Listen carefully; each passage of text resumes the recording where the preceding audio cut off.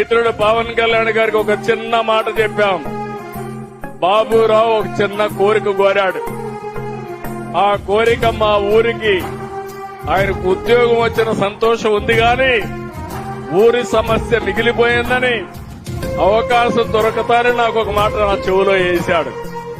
నేను పవన్ కళ్యాణ్ గారికి చెప్పాను, ఎలుగురాతి బండ వాళ్ళ ఊరి పేరు, తిమ్మల బండ నుంచి ఎలుగురాతి బండ వరకు రోడ్డు కావాలని అడిగితే మా ఊరికి రోడ్డు కావాలని అడిగాడు. అడిగిన వెంటనే పవన్ కళ్యాణ్ గారికి చెప్పాను. ఇక్కడే ఉన్నాడు. ఎంత కమిట్మెంట్ తో పనిచేస్తున్నారో ఇదొక ఉదాహరణ మాత్రం. ఇమ్మీడియట్ గా 3,90,00,000 రూపాయలు అవుతుంది తెప్పించాడు.